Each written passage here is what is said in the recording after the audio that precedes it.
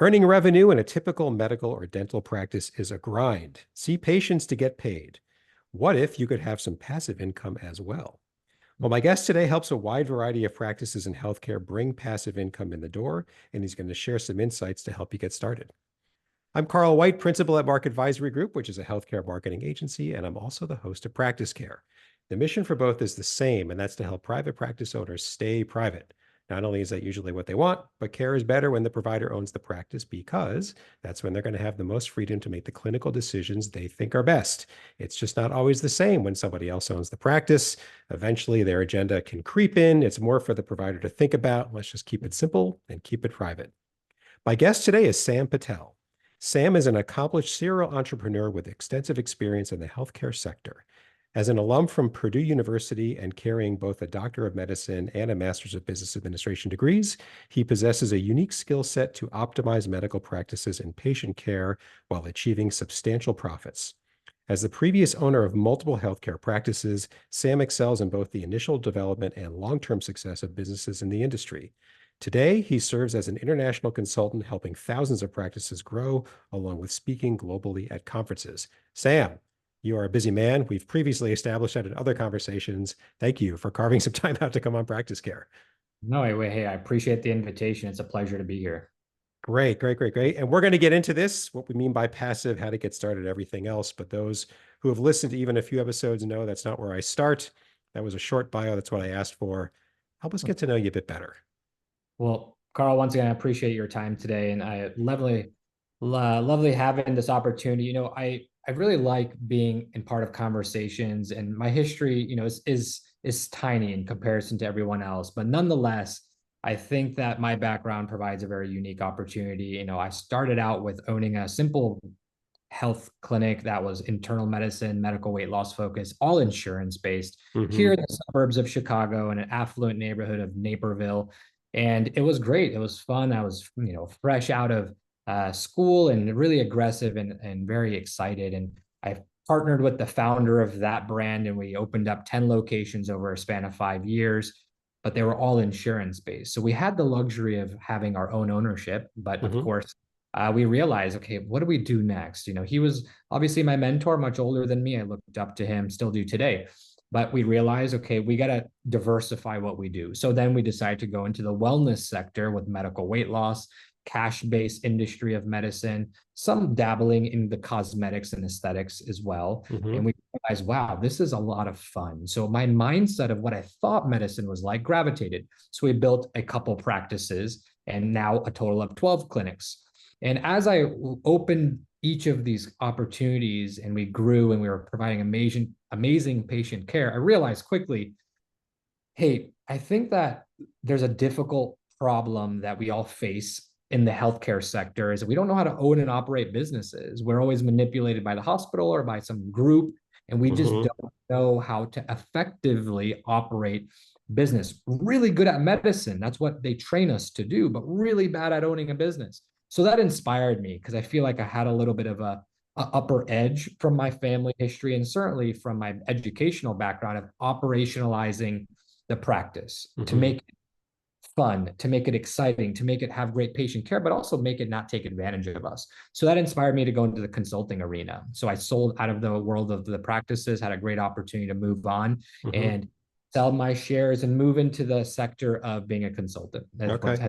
to do what I'm doing today. So I speak all over the world. I do about 40 to 45 shows globally in multiple countries. And I speak on exactly what we're going to talk about today, which is how do we bring in passive income? How do physicians grow and enjoy what they're doing, but not have the handcuffs on them, which is insurance, Yeah. and how to get rid of that. And I, in my firm, specialize in getting physicians and practices to overcome those challenges. So 3 years later, we've been consulting in nearly a dozen countries now. We have just shy of 1,000 different clients globally, and we enjoy what we do. And I'm looking forward to having this conversation with you.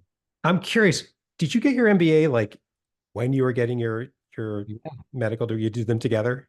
There was a dual program, so Yeah. I took the opportunity of doing the dual program. I always had this sort of gravitation towards being an entrepreneur.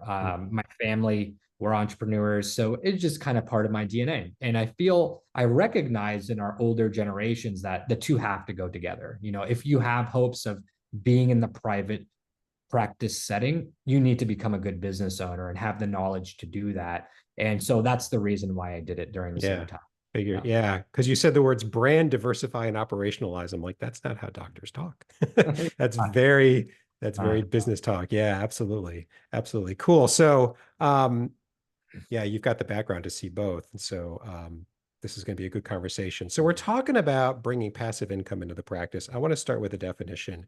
When you Sure. say passive income, what do you mean? And the reason before we started recording, I said, you can find an article once a day, the top 5 passive incomes idea, not necessarily even with a medical or dental or whatever kind of practice.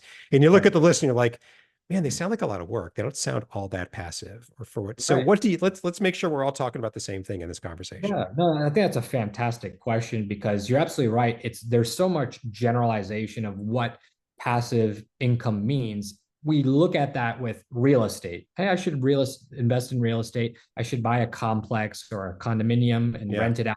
But like you said, that's passive, sure, but it's really active also. You have to maintain it. You have to go check in on it. You got to figure out contractors. Then there's things like car washes and coin Yeah. laundry. Those are passive, but are they? And Yeah. so those also require capital, right? They require, Yeah. so they are passive until you actually pay off that investment. Yeah. I think that as the world of medicine is evolving, physicians can actually create passive opportunities within their own practice. Mm-hmm. They don't have to go seek them out in different industries. They don't have to Yeah. take that risk because that risk is not just a risk of not knowing that industry. Mm-hmm. It's a financial risk. I'm going to dump money into this investment and I hope it pays me off. Yeah. But why not start with what you know, your practice? So we started to create opportunities in our practice to be passive in nature. What are those?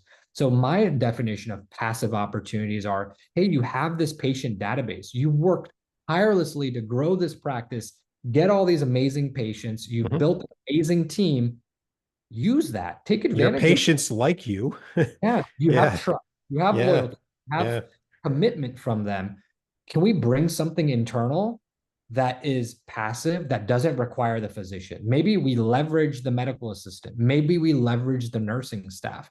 Maybe we leverage whoever else that's not the owner, who's not the physician. Can we bring Right. services that they can do?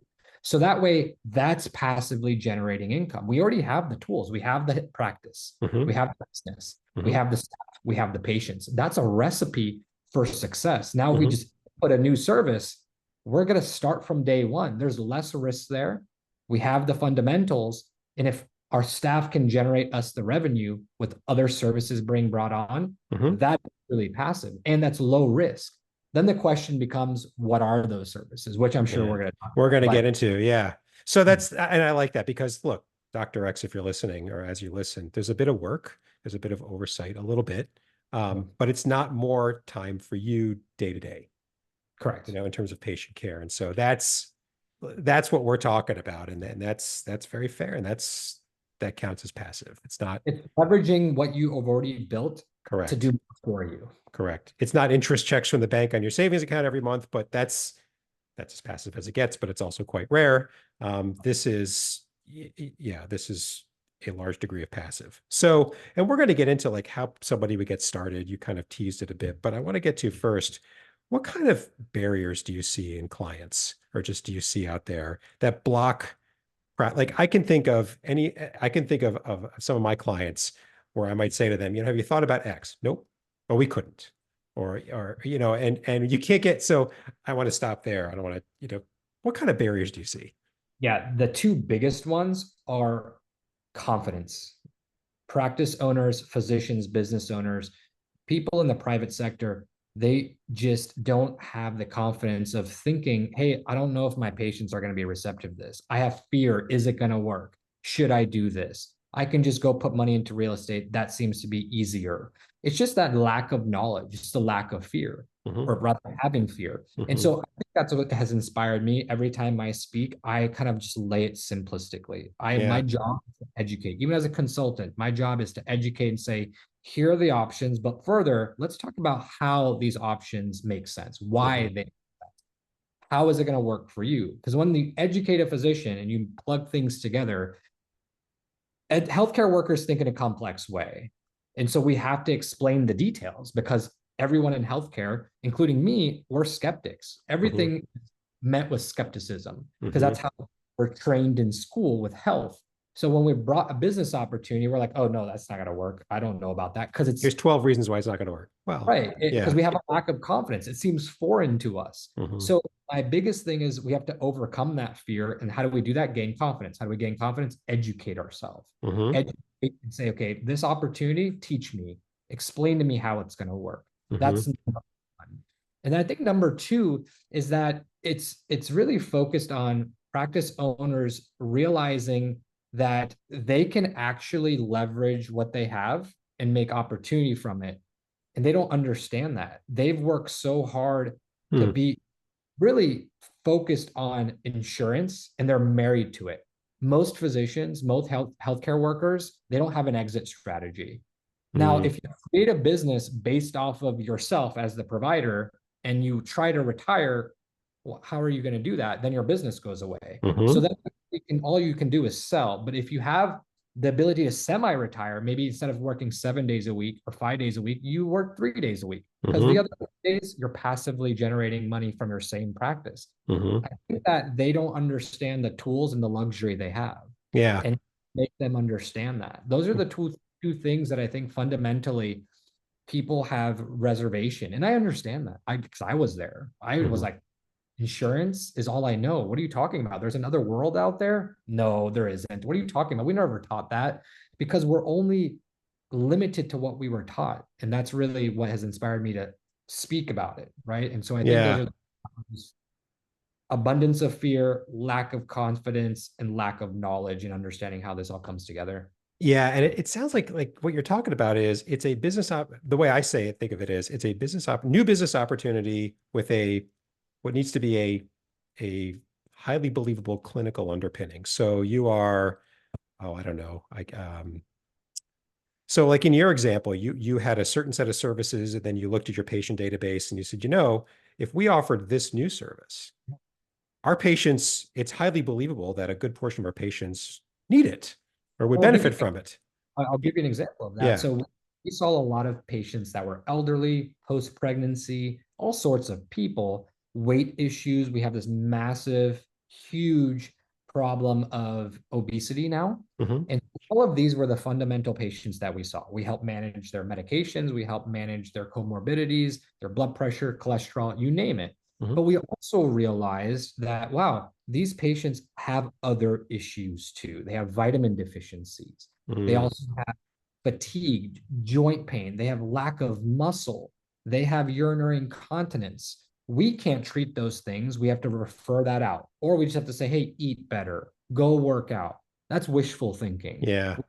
Patients want opportunities. So, can I bring in technology? Can I bring in vitamin therapy? Can I bring in semaglutide? All of these are passive cash based activities and Hmm. that helps our patients. So what we've always been traditionally doing is saying, I can't help you with that, go to physical therapy. I can't help you with that, go see a surgeon. I can't help you with your back pain, go to a pain doc or go to a chiropractor. But what if there was a option to do those services, to bring those services in-house Yeah. with technology or with new cash-based things? And guess what? Out of 1,000 patients we may see a year, a subset, let's just say 10%. If we get 100 of them to embark on this, our revenue just skyrocketed. And Yeah. keep this is not insurance. This is all cash based. So Yeah. we're not asking physicians or practice owners to step outside of their lane. We want people to stay in their lane. We're not asking an internal medicine to start dealing with facial Yeah. cosmetics. Right. We're asking an internal medicine to say, hey, listen, doc, when you have patients on your medical weight loss, are they experiencing weight loss? Are they experiencing not just weight loss in their body, but also in their face? Are they experiencing skin laxity? Hormone is all outs of sorts and they're imbalanced. Hmm. What are you not doing anything? Let's bring that service on board and make Hmm. opportunity from that. And that makes sense to them because that's in their wheelhouse. They just have Yeah. never that way. Yeah. So we have to keep it within the house. In the business sense, it's a line extension, kind of, sort of, right? It's just taking a population you already have and Right. Finding more services they need it. Well, Yeah. Apple is a great example of this, right? We have the iPhone, right? Hmm. And what is Apple known for historically? They were known for laptops. Hmm. They created amazing laptops, and then they diversified and brought out the amazing iPhone. After Hmm. that, they brought out the iPad. After the Hmm. iPad, they brought out headphones. As you can see, I'm an Yeah. Apple fanatic. Yeah. Why am I an Apple fanatic? Is because I have loyalty, I have trust with them. I Hmm. believe in something they built with their laptop. When they created something similar Hmm. within their wheelhouse, I was like, I'm going to invest in. I trust you. They brought something else that was all connected. I trust you. I'm going to purchase it. Yeah. It's the same way. Physicians have a power. They have a superpower. They're not only able to heal problems and overcome obstacles in the health with patients, but they have trust. Hmm. They have so much loyalty with their patients. Their patients look up to them in many cases. Yeah. That's a value in itself. What does that mean? Let's not take advantage of that trust. Let's build on that trust. Let's Right. bring services to help patients. Let's bring them to be passive. Let's bring them to be non-insurance dependent. So everyone wins here. Everyone wins. Yeah. And even like the Apple experience, I think what allowed them to diversify that way they did is they grasped the customer experience better than anybody, the interaction. So why not with a phone? Why not with a watch, et cetera, et cetera? So doctor, if your patients trust your recommendations on the thing you've been doing every day, why wouldn't they? And you're going to pick good, you're not unethical, right? You're careful. So you're going to pick good services, you're going to be choosy, and you're going to have confidence in them. Um, One lesson I was taught early in life is as an entrepreneur, if that's what you think you are, if something seems reasonable but scary at the same time, is it's the scary that says I should try this. I mean, Yep. and by the way, let's say that you were wrong and nobody likes it or something, then stop. You can Exactly. stop. It's not Yeah. forever. You can't, if you fail, you can't fall further than the ground, right? I mean, you just get back up and be like, okay, I'm back Yeah. to one. I just continue like my life. But Yeah. I think that's the biggest thing is that fear. Going back to what you just mentioned, it's Yeah. that people have that worry and it's like, ah, never mind. And instead of that, look at what you have because the fear is just what if, but Yeah. what is the opportunity? You have patience, you have trust, you have reputation, you have word of mouth, you have an amazing uh, foundation that's built that overcomes that fear easily. The fear is just the thought. Yeah. Everything is actual, factual, Yeah. tangible. You have. Yeah. And I'm wondering, like you said, 1,000 and then 10% of the patients, it's probably not a standard ratio, but like you don't need to double your patient population in order to double your revenue, right? No, I mean, hey, there's nothing wrong with having more leads. I know that that Yeah. is up. I mean, leads are great. We have Yeah. to continue having new people come in. Hmm. But I think that every practice owner and really any business owner across not just the healthcare sector, but every industry, they're so focused on I want more, more, more, more, more. Hmm. And forget that their database of patients is so Oh, valuable. I'm with you on this one. Yeah. No, you already spent the time, the money, and the efforts to get them in the door with Hmm. whatever marketing initiative they had in place, if they Hmm. had. They work so hard to gain trust, and then they kind of forget them. And then they're focused on getting new people in, new people in. Yeah. But hey, we have this database of patients that are loyal, that trust us, that come to us. Let's bring a new service in and that goes back to the Apple concept. They weren't Hmm. looking to convert more people from Android or Yeah. Microsoft. No, They were saying, hey, we have a following. Let's let's let's sell them more. tell them more. Let's Yeah. gain more trust. Let's bring Yeah. them opportunity. And that's what I think people lack is that their fear is who's going to do this? Hmm. Patients are going to do it. The people you've built. It's Hmm. not, how am I going to market this? Just talk to your current patients. You don't actually physically have to market it. Totally agree. I mean, I talked to so many of my clients about, so what are we doing to keep our current patient population engaged? I haven't even taken as far as are there additional services we could bolt on that make a lot of sense. But yes, a dollar's a dollar. A dollar of revenue and a dollar of profit is the same, whether it comes from what my world is, let's take strangers and convert them into new patients. Right. Well, how about the current patients? And are there legit needs that you could better serve than however they're doing it today? Absolutely. It all How do we counts. how do we re-engage them, right? Yes. The concept of this patient life cycle, which is step number one, is patients have to come in with digitally being aware of you. They find you on Google, they Hmm. find ad campaigns, they find Hmm. you out your Google reviews, SEO, all of those things get patients to see you, Hmm. make so then we get to step number two is that they hopefully give you a phone call. Hmm. And with a phone call, hopefully we do a good job and we get them to come in and see Mhm. us, Mhm. have an appointment. We have our first point of contact. We do the consultation. We say, hey, we are going to work well together. We're going to fix your health concerns, and we get treatments conducted. So now we're at step 4, Mhm. conducting treatments. And typically right at that step, we forget about They them. walk away. I know it's I mean, killer. and I always tell practice owners and business owners, I say, hey, listen, there's a 5th step here. That 5th step is re-engage them. Mhm. Call them. How are you doing? Did you want to do that other treatment? Or hey, we're having an open house. We're releasing new services. Or hey, let me email you and just stay up to date on what's going on with you and your family. Let's get Mhm. you in for a visit. The Mhm. re-engagement, whether that's in the form of emails, follow-up phone calls, new services being launched, that step is so important.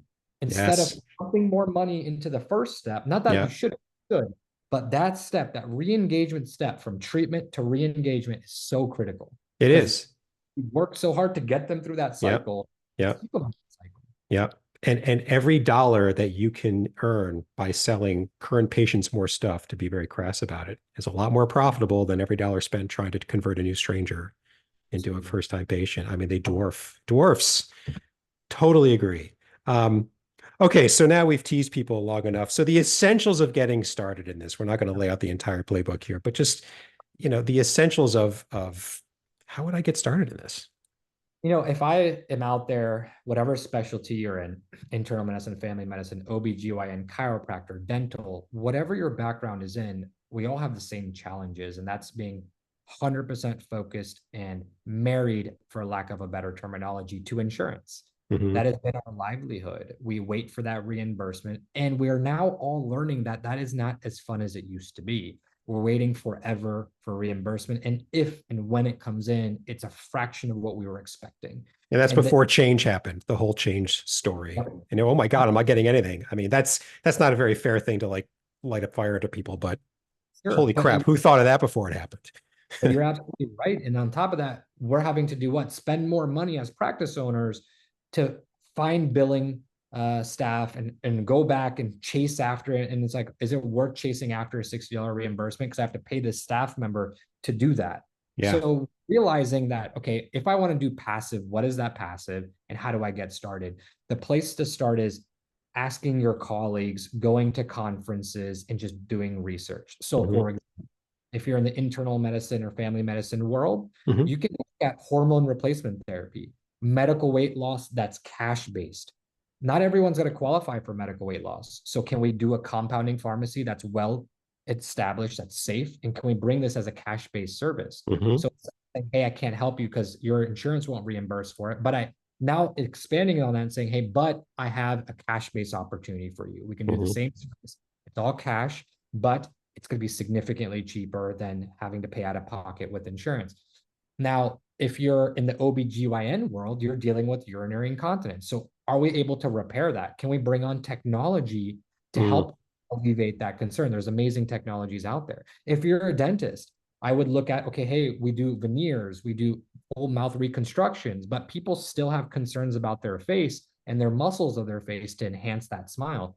Can we bring on semi-rehabilitative, semi-cosmetic treatments to enhance the smile? Hmm. Maybe things like Botox, maybe things like fillers, maybe Hmm. things like technology that enhance the muscle architecture, or orthopedic surgeons or any surgeons. We need to understand that surgical candidates are gonna probably not be good candidates if they're excessive weight or if they have Yeah. fatiguing muscles. So can we rehabilitate them with technology? Can we rehabilitate them with cash-based services? So as we have this conversation, I'm hoping the listeners are saying, yeah, we probably could do all those things. But then the question is, to your answer or to your question is how?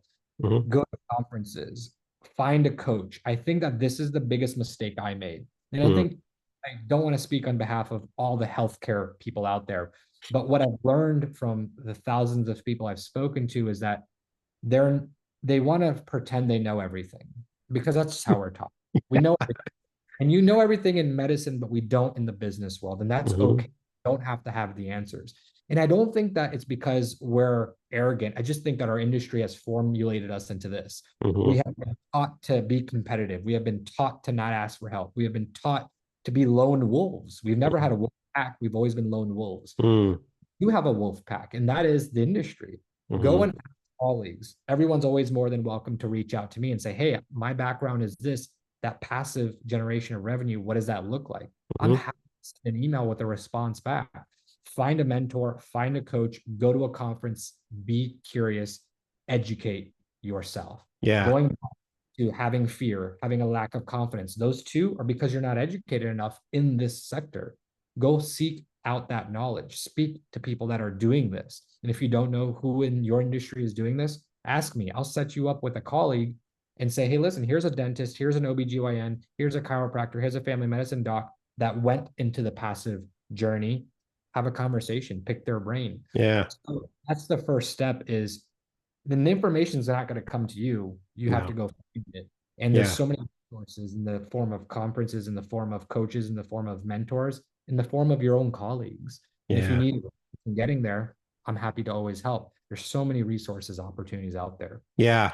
And maybe they should just start by asking themselves, why not me? Why not us? Why Yeah. not? I mean, why not? If you've got the legit clinical need, why not? I mean, There's something that's important that we're noticing is that the biggest fear is maybe I'll do it in the future. It's not the right time. I hear that so much. really? It's not the right time. Sam, I like this passive thing. It's not the right time. Well, I respect that. Why is it the wrong time? Do you ever ask them that? So what makes it wrong? And that's what I say. I tell them, I'm like, okay, listen, I understand that. And I understand you don't want to take the risk because they see it as a risk. Mm, Patient's going to receive it well. Is it going to take too much of my staff's time? I'm too used to what I'm doing now. I don't want to risk any of that. But my response to that is this: if you're not taking the risks, someone else is. mm, And if someone else is, it's probably your competitor. So the physician down the street is probably doing passive opportunities. They're probably bringing on wellness services. They're probably bringing on technologies. And if you're too scared or too reserved to take that risk, I get that. But guess what? Someone else is. And yeah. then you're irrelevant because they've taken the market share. Yeah. Now, that is what I have to say is that this is inevitable. We're seeing such a massive shift for people going into this passive generation of revenue with wellness services, with weight loss services, with cosmetic services, with Hmm. rehabilitation and regenerative medicine services, all of which are cash based. Hmm. Everyone's doing it. So the question of it's not the right time, is it the right time? Well, it is for your competitor. So the question is, are you It going is to for let? somebody. Yeah, it is for somebody. And so that's the big thing is I don't want to do marketing. Well, that's fine. I respect that, but guess who is your competitor? And Yeah. so that's kind of my response to that is that you're just going to become more and more irrelevant the longer you wait. And it's not that you should rush into it. Everyone should respectively have their time and Hmm. have their confidence, but there is never going to be a right time. This is the wave that's happening Yeah. until it plateaus and until a new wave happens. Yeah. I feel we have at least another 5 to 7, maximum 10 years of this cash-based model until everyone is ending up doing it. Everyone's going to be like, okay, hey, we're all in the cash-based industry now. Yeah. And at that point, you're just going to have your learning advantage, but you have to kind of start. What strikes me about this is that, the way you described it is look at your patient population. What else do they need? I promise you, I've spent a lot of time in marketing and in sort of large health and large healthcare companies now. The number one mistake I see is somebody's got an idea, but they have no idea if there's a need for it or not. Oh, we should Right. start this. And it's called an idea hunting for a need. They all fail. I mean, one Yep. gets lucky, right? You flip that though into the proper sequence. What's the need out there? What's the need of my patients? Not just anybody out there. What's the need of my patients? Could we meet that need? Yeah. That's the right way to go. The only thing in between is that need properly met or not? Probably not, right? Right. Probably not. Now, if you're an OBGYN and there's 9 around you and they're all offering the same thing you're thinking of, well, you still have your patients actually, so maybe it's still true. Though your market is your patient population, right? You're not thinking about the general, I don't know them, the pool of strangers that are in your area. You're doing it in the proper sequence, which is the Right. big deal difference from most, oh, this failed, that failed. I promise you, 9 times out of 10, it's because that group of founders had this, what they thought was a cool idea, but they never stopped to think, does anybody really need this? How are they meeting that need today? Are they going to switch? This is the right way.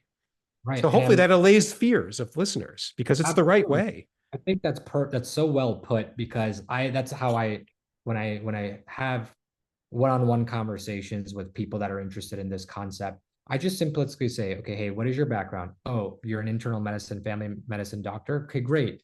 Do you deal with back pain? Yeah, I do, Sam. What do you do? I give them medication. Okay.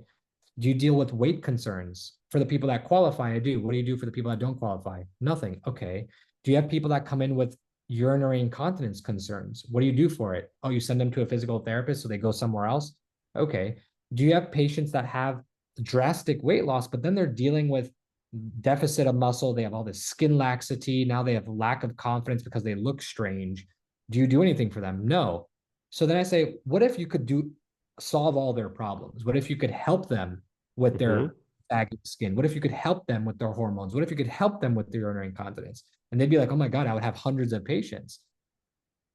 Okay, then do it. You're You right. just you Yeah. just did answered Yeah. it. You have the clientele. You just said I'd send all these people out. What if you didn't have to? Yeah. Because they trust you. And if you have a solution, there is your answer. So the Right. question of what if or will my patients do this? Well, you're dealing with it day to day right now. You're just sending them out. Hmm. So there's your answer. And Hmm. then it's like the next question that I get is, Sam, are all my patients going to embark on this cash-based journey? My answer to that is absolutely not. You don't need them. Go ahead. I was going to say something to this. Yeah. You don't need them. Like 1,000 patients you need because you're getting $100 reimbursement. So you need 1,000 patients to do well. But when you're doing cash-based services, $500, $700, $1,000 treatments, I'm okay with having 100, 200 patients. Yeah. I'm totally okay with that Yeah. because that's going to equal the amount of people I'm seeing actively on the insurance side. But Right. keep in mind, this is passive. This is something that's nurse practitioner or a nurse, depending on the state you're in, of course. Yeah. But nonetheless, this is truly passive opportunities. Yeah. So you're doubling, tripling your revenue without you with a subset of patients. Right. So no, I don't need all my patients to do this. Right. You don't. So for every 10 patients that you, Dr. X, know have skin laxity or going, you need one or two of them to say, yes, and I would like you to help me fix this. The Correct. rest will choose not to.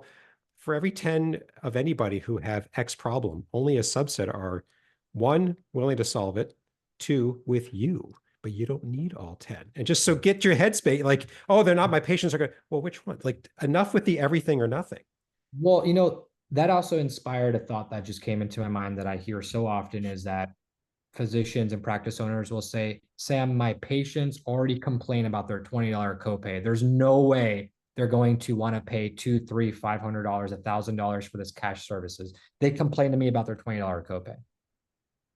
Keep in mind when they come to you with medication refills and sick visits, they don't want to be there Yeah. and don't want that. It's not a want, right? It's not, they don't want to, they have to go there. Yeah.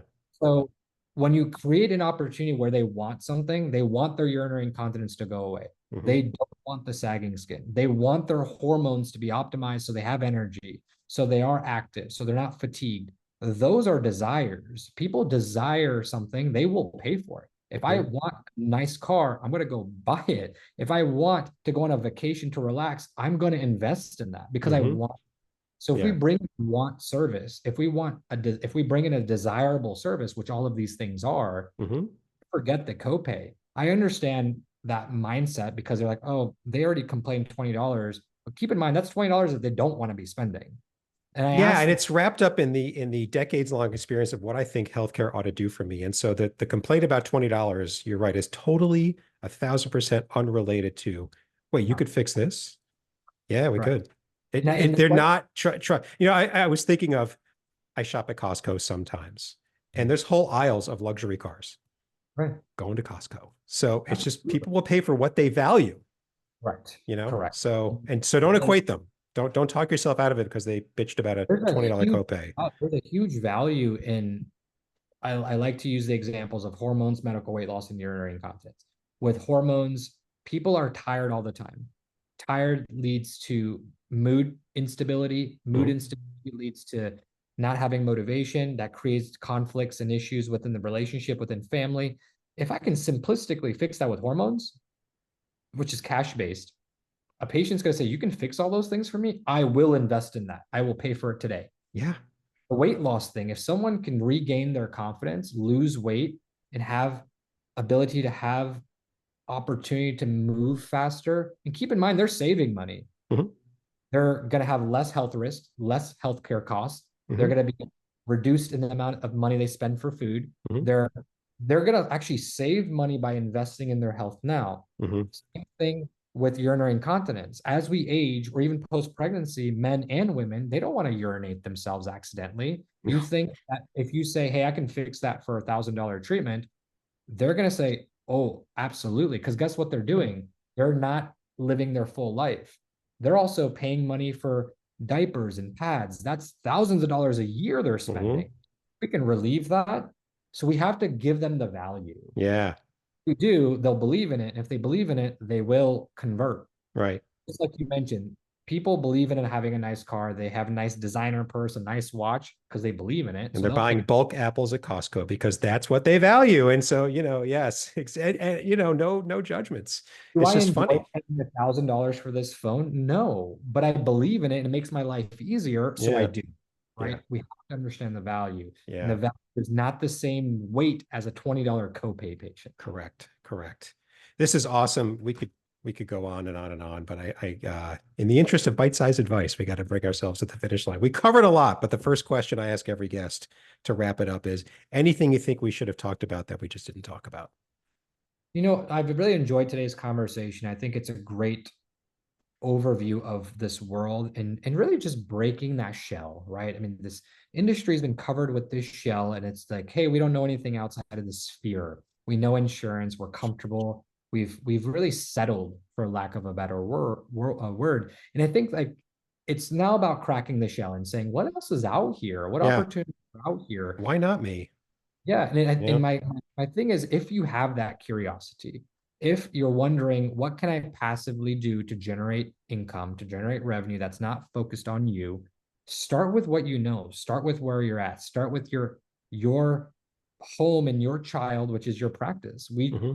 spend more time in our actual businesses and our practices than we do at home. So invest in it, reinvest in it, Hmm.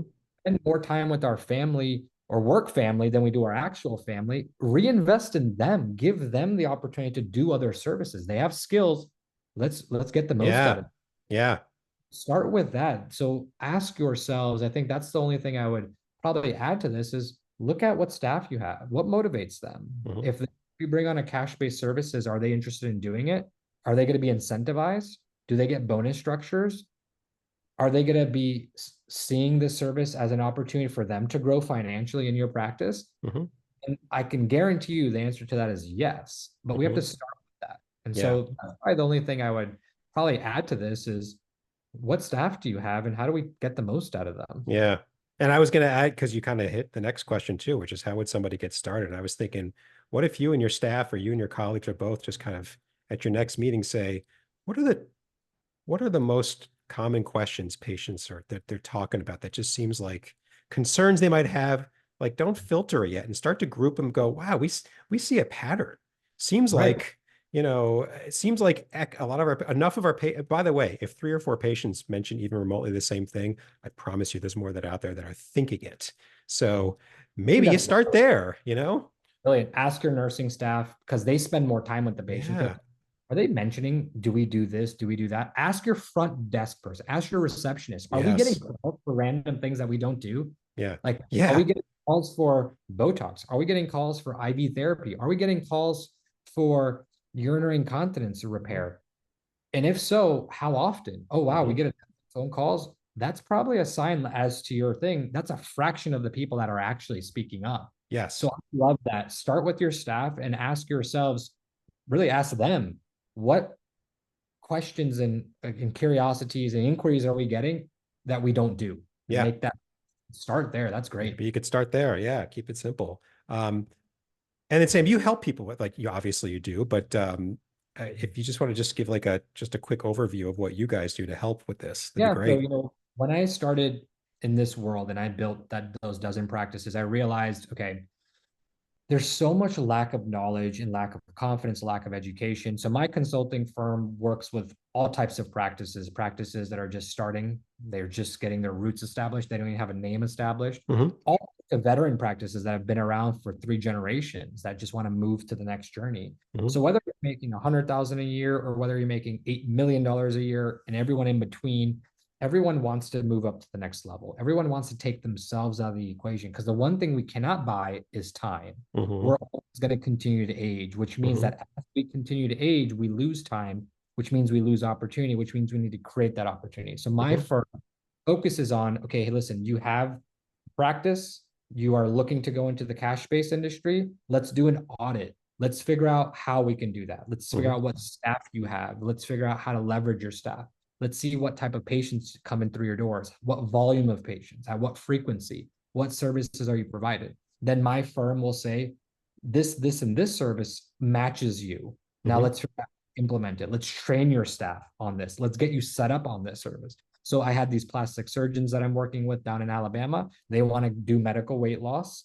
It's passive, it's all cash, but they don't know how. So we train them on how to do that. We set everything up. So our firm is really to help get from an idea to get to actual construction Right. and So like on day one of patient coming in, that the machine is built, right? yeah, And they're ready. Like they still have to learn it and get used to it, right. but there's nothing, the pieces are in place, like Right, because the turnkey. biggest thing is I don't know, I like this idea, but I don't have the time to do it. I don't Yeah. know how to do it. I don't know where to start. Well, you don't need to know any of those things. Our firm will take care of it. There you And go. that's the biggest thing is overcoming those challenges and getting it implemented in the right way, because you could try to do it on your own and most people succeed. But if we can get from point A to point B fast, efficiently, effectively, without making as many mistakes, why not? Why That's not? why it exists. And that's my Yeah. goal, kind of get people to get to that opportunity faster and actually physically get them there. Otherwise, if we leave it to them respectively, they don't have the time. Yeah. And that's the issue. And they have the lack of education. So I try Yeah. to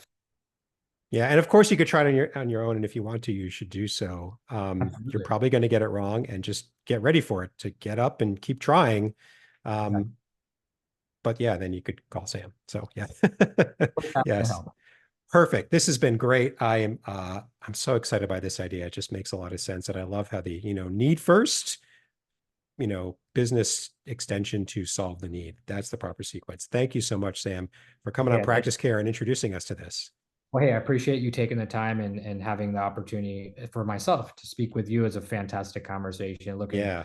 forward to hearing more from you in the future and all the listeners out there. So appreciate your time today. Thank you for having Same, me. right back at you. And you provided some contact information. We're going to get that in the show notes for your episodes. And now anybody who wants to contact you, they've got another way to do it.